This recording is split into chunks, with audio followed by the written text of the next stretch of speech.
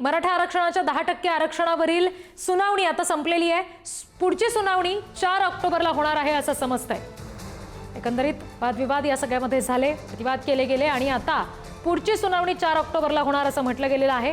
मराठा समाजाला दिल्या गेलेल्या 10% आरक्षणाबाबतची सुनावणी ही आता संपलेली आहे।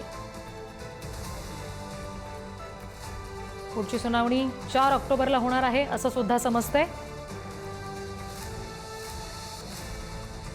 वकिलांनी सगळ्याच बाजूंनी आपापली बाजू मांडलेली होती। सरकारचं नेमकं काय म्हणणं आहे, कोणतं आरक्षण नेमकं सरकारला ठेवायचं आहे, त्यासाठीचे कुठले 2 पर्याय आहेत, या सगळ्या संदर्भात कोर्टाने विचारणा केली आणि त्यानंतर दोन्ही बाजूच्या वकिलांकडूनही वादप्रतिवाद केले गेले आणि आता पुढची सुनावणी 4 ऑक्टोबरला होणार आहे। आज मराठा समाजाच्या 10% आरक्षणावरची जी सुनावणी होणार होती ती संपलेली आहे। आणखी तपशील आपण घेऊयात प्रतिनिधी नंदकिशोर गावडे यांच्याकडून।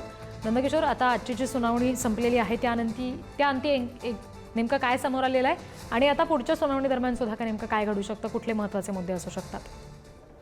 नक्कीच ऋतू, जर पाहायला गेलं तर आज ही प्रमुख अशी एक सुनावणी जी आहे ती हायकोर्टात पार पडलेली आपल्याला पाहायला मिळते। आजच्या संपूर्ण ज्या मराठा आरक्षणाच्या सुनावणी दरम्यान जे मराठा जे लोक आहेत त्यांच्या शैक्षणिक दृष्ट्यावरती विशेष अशी चर्चा झालेली आपल्याला पाहायला मिळते आणि पुढची जी तारीख आहे ती 4 तारीख आणि 4 तारखेला पूर्ण दिवस ही सुनावणी होणार आहे। त्या दरम्यान मराठा आरक्षणाच्या इतर जे मुद्दे आहेत त्याच्यावरती चर्चा होईल।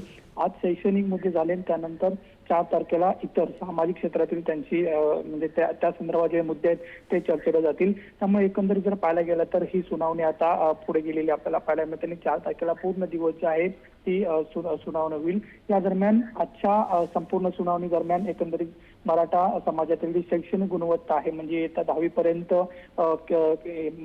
मराठी मुलं जी आहेत त्यांची एकंदरीत आकडेवारी देण्यात आलेली होती। त्यानंतर उच्च शिक्षणासाठी जे आलेले आहेत त्या कुठेतरी मराठा मुलं मागे पडण्याचा सुद्धा जी टिप्पणी आहे ती कोर्टाकडून करण्यात आलेली आपल्याला पाहायला मिळतात। त्या उच्च शिक्षणासाठी जे आकडे आहेत त्याचे सुद्धा संदर्भ या ठिकाणी लावण्यात आलेले होते आणि उच्च शिक्षणासाठी जे आकडेवारी आहेत किंवा ज्या फीज आहेत त्यावरती सुद्धा कुठेतरी हायकोर्टानं टिप्पणी केलेली आपल्याला पाहायला मिळते। त्यामुळे आजची संपूर्ण सुनावणी ही शैक्षणिक दृष्टिकोनावरती होती। त्यामुळे आजची सुद्धा सुनावणी महत्वाची आणि पुढील जी तारीख आहे ती 4 तारीख आणि 4 तारखेला जर पाहायला गेलं तर सामाजिक दृष्ट्या संपूर्ण जी मुद्दे आहेत ते चर्चेला जाऊ शकतात।